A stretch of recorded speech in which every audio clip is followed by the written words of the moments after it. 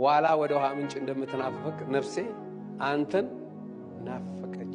አምላክ ወዴት ነው በተባልኩ ጊዜ እንባዬ ፈሰሰ ብሎ ከአንድ እንስሳት ጋር ያወዳደራል። ያቺ እንስሳ ዋልያ ናት። ዋልያ በጣም የምትጣፍጥ ናት። አሁን የደብረ ብርሃን በግ ይጣፍጣል ይባላል። ምን ስለሚበላ? ጦስኞ ስለሚበላ ውድ ነው። እንዳው ትንንሾች ናቸው ይጣፍጣል። ልክቺ ዋላ በተራሮች ጫፍ ላይ ስለምትሆን ያልተበረዘ የመንደር ነገር ስለማትነካስበው በጣም ነው የሚጣፍጠው። ስለዚህ ጠላት ይበዛባታል አዳኝ እና አዳኞች ሄደው በጥይት ሲመታት አይከተሏትም፣ ይተዋታል። ውሃ ዳር ነው የሚጠብቋት። ውሃ ጋር ሄዳ እሷ ደግሞ ልክ ስትመታና የሞት ስሜት ሲሰማት ሮጣ የምትሄደው ውሃ ጋር ነው።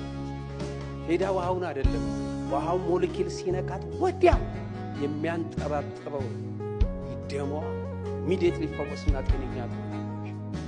ዳዊትም የሚያንጠባጥብ ታሪክ አለ፣ የሚሸት ታሪክ አለ፣ ወደ ሞት የሚሄድ እኔና እናንተም አንቺም እኔም ይሄ የሚያንጠባጥበውና የሚሸተው ማንነታችን የሚሆነው በእግዚአብሔር መንፈስ ውስጥ ገብተን እሱ ሲነካን የመንፈስ ቅዱስ ሞለኪል ዋው ነገራችን ሁሉ ምን ይሆናል?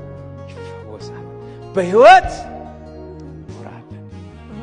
እሱም ያንጠባጥበው አገራችን ያንጠባጥባች ነው፣ ትዳር ያንጠባጥበ ነው፣ ምንም ነገር ያንጠባጥበ ነው፣ ወደ ሞት የነዳ ነው ያበቃልን ነው። ግን መንፈስ ቅዱስ ሲመጣና መንፈስ ቅዱስ ሞለኪሉ ሲነካሽ ኢሚዲየትሊ በዘመናት የነበረውን እንቆቅልሽ መንፈስ ቅዱስ ይፈታዋል።